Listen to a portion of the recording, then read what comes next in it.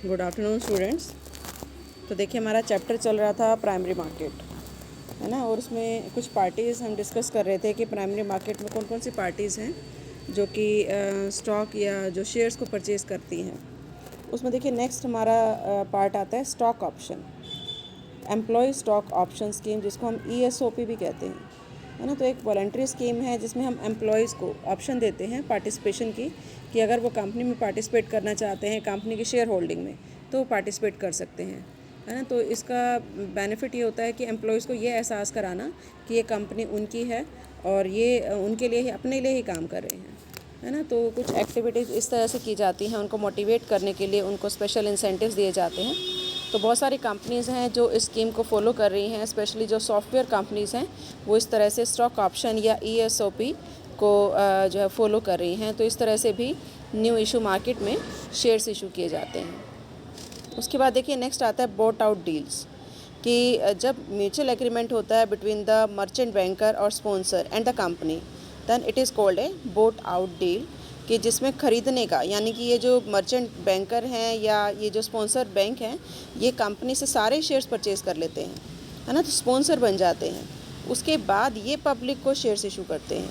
मतलब एक डील होती है इन विच एंटायर इक्विटी वही है इक्विटी, और जो full security is bought in full में परचेज़ कर ली जाती है, और in loads with an intention of offloading it later in the market, उसको बाद में वो मार्केट में ऑफलोड करते हैं या इशू करते हैं।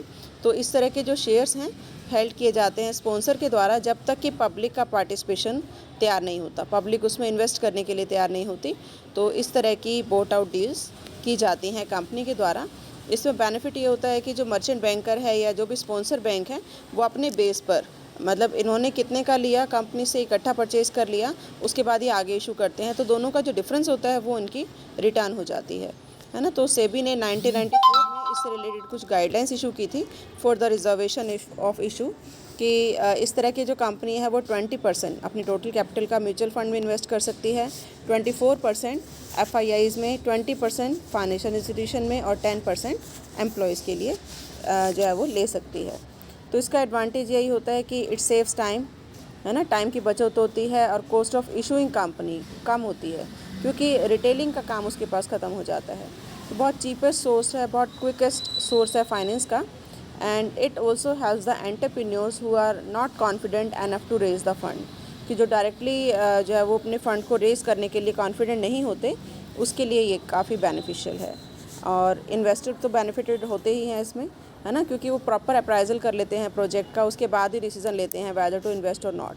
और मर्चेंट बैंकर को भी इससे गेन मिलता है, उनको भी बेनिफिट होता है। अब देखिए नेक्स्ट हमारा आता है ग्रे मार्केट। ये जो ग्रे मार्केट है वो क्या है, कि इसमें the trading in security before it is officially listed in popularly known as grey market, कि पहले से ही लिस्ट होने से पहले, कि कंपनी की अभी लिस्टिंग नहीं हुई स्टॉक एक्सचेंज के अंदर, उससे पहले जब हम इसमें डीलिंग कर लेते हैं तो इस तरह की मार्केट कहलाती है grey market. And such sale are illegal, ये इलीगल है, इसमें हम नहीं कर सकते, है ना। लेकिन अगर आप लिस्टिंग होने से पहले स्टॉक एक्सचेंज में पहले हो जाता था, इस तरह से कुछ शेयर्स एडवांस में परचेज़ कर लिए जाते हैं, या जो प्रमोटर्स है कंपनी के, है ना, वो सेल कर देते हैं शेयर्स को 6-8 महीने पहले ही, या पहले से बुकिंग कर देते हैं कि इनको ही मिलेंगे शेयर्स।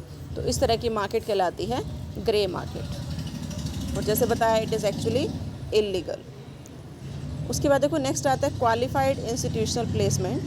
तो क्वालिफाइड इंस्टीट्यूशनल प्लेसमेंट क्या है, कि कुछ पर्सन, QIP जिसको हम कहते हैं, QIB, है ना, क्वालिफाइड इंस्टीट्यूशनल बायर्स होते हैं। इसमें एक कंपनी होती है जो ये डिसाइड करती है कि अगर उसके स्टॉक, उसका जो इक्विटी शेयर है उसको लिस्ट हुए 1 साल से कम नहीं हुआ है, तो वो क्वालिफाइड इंस्टीट्यूशनल बायर्स को अपने शेयर्स चाहे तो वो सेल कर सकती है। तो ये एडिशनल मोड है for listed companies to raise fund from domestic market to make Indian market more competitive and efficient. इस मोड को हम क्या कहते हैं, क्वालिफाइड इंस्टीट्यूशनल प्लेसमेंट। मतलब आप क्वालिफाइड जो बायर्स हैं वो डिसाइड कर लेते हो कि आप इनको सेल करोगे, और बायर्स तैयार हो जाते हैं परचेज़ करने के लिए। तो आप पब्लिक को सेल करने की बजाय इन जो इंस्टीट्यूशनल बायर्स हैं इनको अपनी सिक्योरिटी सेल कर देते हैं। तो अब देखिए इशूअर कौन हो सकता है। एक कंपनी जिसके जो इक्विटी शेयर हैं वो स्टॉक एक्सचेंज में 1 साल से ज़्यादा हो गया है लिस्ट हुए, वो इसके लिए क्वालिफाइड है कि वो जो है वो अपनी सिक्योरिटीज़ को क्वालिफाइड इंस्टीट्यूशनल बायर्स को सेल कर सकती है QIBs को। और जो सिक्योरिटीज़ हैं which can be issued through QIP are equity shares और any security other than warrant, है ना, वारंट के अलावा हो सकती हैं which are convertible into exchangeable in equity share, है ना। तो इसको हम स्पेसिफाइड सिक्योरिटीज़ कहते हैं। तो इन सिक्योरिटीज़ को जो सिक्योरिटी कन्वर्टेबल हैं या एक्सचेंजेबल हैं with equity share at later date में बी कन्वर्टेड और एक्सचेंज, इनको आप कन्वर्ट भी करा सकते हैं in equity share at any time but not later then